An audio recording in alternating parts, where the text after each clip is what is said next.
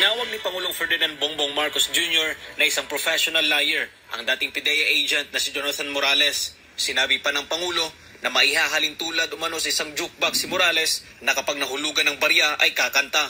Ito ang naging sagot ni PBBM kaugnay sa ginawang public hearing ng Senate Committee on Public Order and Dangerous Drugs nito nakarang araw.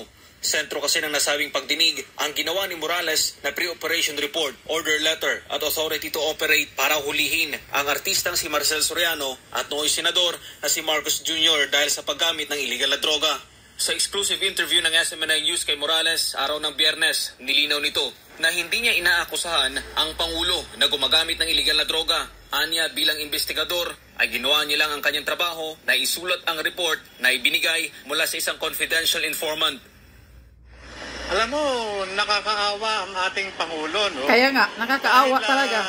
Wala akong natatandaan na inakusahan ko siya. Correct. Yung pagkakadawit ng kanyang pangalan ay resulta ng investigasyon na isinagawa ko at ito yung nireveal ng confidential informant at inireduce ko nga doon sa sworn statement. Dahil dito, hinamon ni Morales si Bongbong Marcos na kung nagsasabi ito ng totoo na hindi siya gumagamit ng illegal na droga at kung wala itong itinatago ay dapat magpa-hair follicle drug test ito.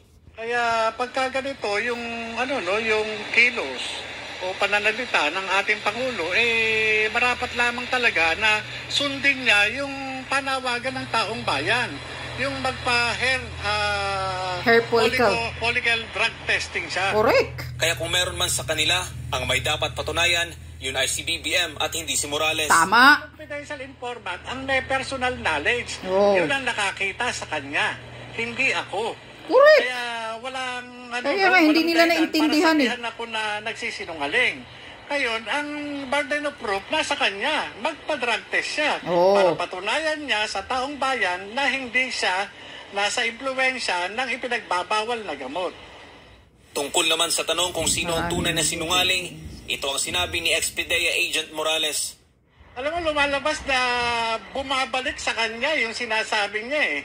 Dahil ang dami niyang nabudol. Marami siyang pangako na hindi natupad. Kung mayroon tayong na tatawaging sinungaling, ito yung ating Pangulo. Talagang nagsinungaling siya sa taong bayan. Correct. Para sa Diyos sa Pilipinas.